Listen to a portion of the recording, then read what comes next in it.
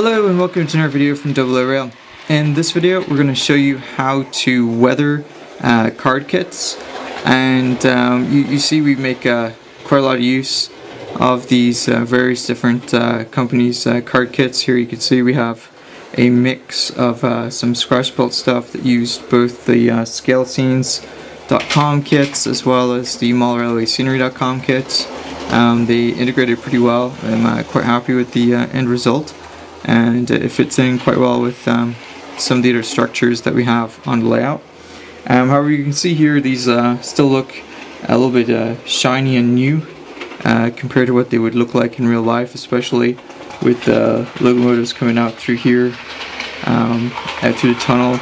You would expect to see around the tunnel mouth, obviously from the steam locomotives as well as diesel locomotives, some weathering and grime and stuff here on the tunnel mouth as they accelerate from the station. There's a signal on the other side of that curve, so they would be stopped at the station and they would accelerate out through here. So as they accelerated, you'd expect this wall in particular to get quite a bit of smoke and soot and other kind of grime along with it. I also need to weather the track a little bit more heavily here as well, with the oil stains and so on.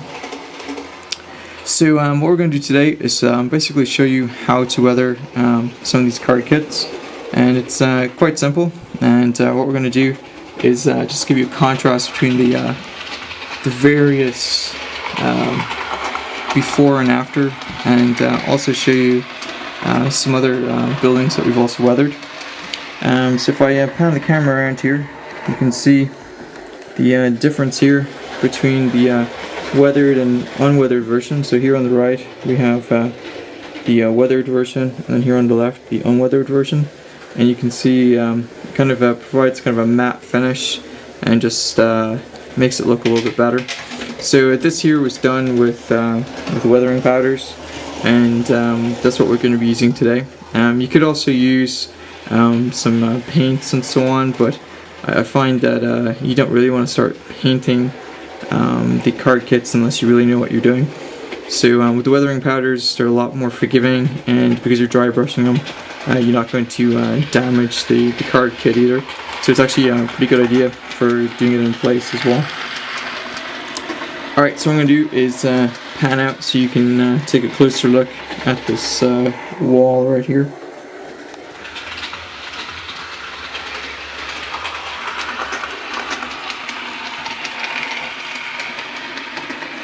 Alright, so you can see here the weathered wall section. If I just pick the camera up and slowly pan back and across, you can see the upper part hasn't been weathered. I'll weather that in place, but you can see here the end result of basically what we're looking to do. So what we're going to do is basically show you how to achieve this with some weathering powders. Okay, so one of the things I wanted to show you was that it was possible to also use weathering powders to kind of darken and get a more realistic effect with the walls.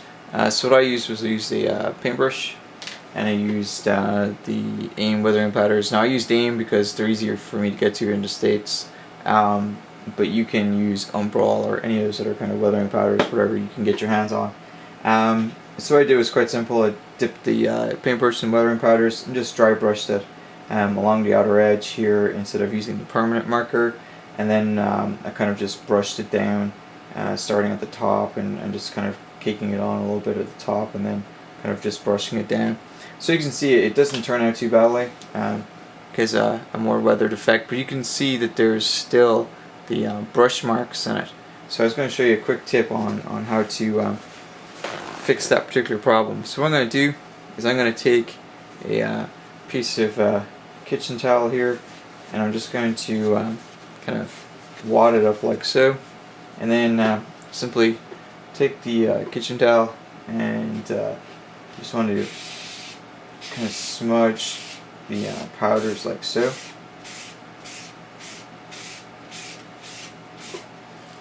And you can see what it's done is it's taken away that streaky effect and kind of just given it a more kind of blended look.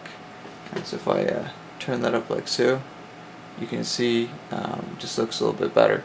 And so if I do that a little bit more, it'll hopefully get rid of those streak marks out of it, like so. And so if I do the same thing here in the middle, just and you know, it really depends on your personal taste, how much you want to actually take off, how much you want to leave on. And then likewise, I'll do it with the last one here, so you can see. Now these weathering powders will stick to pretty much anything, so you kind of need to be careful with it. And then discard the kitchen towel when you're done. But that's basically what you end up with. So it doesn't look too bad at all. It looks a little blended. Probably could do with blending it some more in there. So I'll do that before it goes on a layout. But overall, it doesn't look too bad. You can see there. Okay, so I'm going to go and finish up this and finish up some of the other parts to this, and then we'll show it to you on the layout.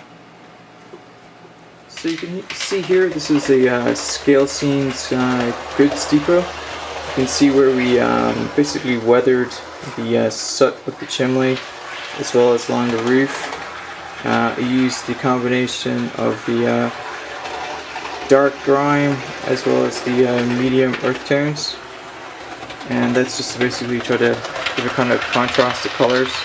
You can also see I did something similar where the water would basically run off the roof from the rain. And what I'm going to do with this as well is probably add some woodland scenics, kind of a coarse or maybe some fine turf on top there in very small amounts, just to give that kind of impression of stuff growing on the roof and in the gutters.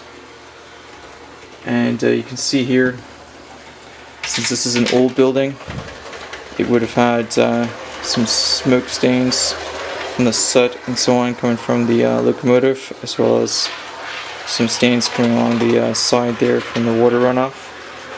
And if I pan over here, you can see this is an unweathered engine shed, and so in an upcoming video we'll show you how to weather that.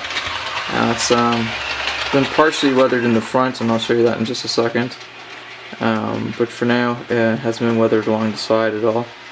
And then here you can see on the station building itself, we have done the same kind of weathering that we did to the roof. You can see there we've got various different kind of runoff patterns, and these are easy to create. You just simply start with weathering powders and a blob right there, and then brush downwards in single strokes.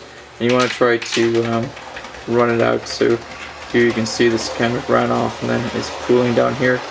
And we'll probably add some fine turf or coarse turf right here, just to simulate some weeds and stuff growing in the roof. And here you can see there would have been more water runoff down here, and then as well along the top here by the chimney side, and then down here as well on the other side of the building.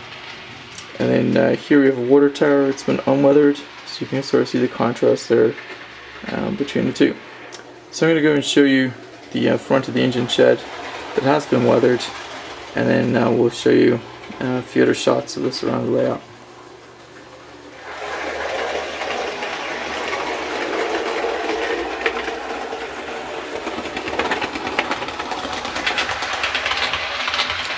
So you can see here in the background we have weathered either side of the bays as the locomotives would have come in and out.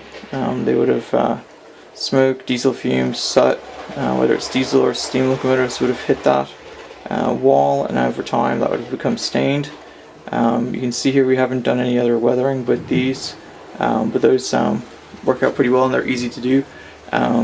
This time, instead of starting from the top and working down, you'd start from the base here and work your way up with just brush strokes going this way out in various directions. And you obviously seen lots of videos where steam locomotives, as you come out of engine sheds or out from under tunnels, they blast that soot and smoke upwards in that kind of V-shaped pattern.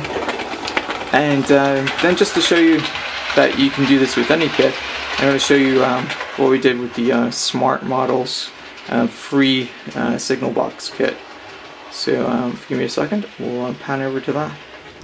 So you can see here we have the Smart Models kit. This is free. You can download it, and print it out and build it yourself. It's quite detailed and pretty nice. So it's one of the reasons we picked it here for the layout. You can see I weathered the roof as well as the walls here. And the reason I did this was that the kit out of the printer looked way too shiny and new, and it just didn't look very realistic. That's got nothing to do with the quality of the kit. It just wasn't weathered. So what I did was I weathered the windows here, and that actually helped cover up some building mistakes. This was actually one of my first kit builds that I did. So we also weathered the roof and weathered the side of the building here. And this would have been expected, as you'd have had steam locomotives coming in and out of here of the engine shed, and they would have stopped here, and obviously when they started moving it would have blown smoke in this direction. And likewise, locomotives coming across this main line here would have blown soot and whatnot onto the building, so over time that would have looked pretty dirty. Alright, so that's basically it for this video. I hope you found it interesting, and hopefully learned a few techniques for how to weather these card kits. In the next video in this series, we'll show you how to weather the engine shed roof over there. I should hopefully get to that in a few days. And we have a few other projects coming up, so as I build more buildings and weather them, we'll show you the results. So keep an eye out for the layout updates. Alright, well I hope you enjoyed the video, and until next time.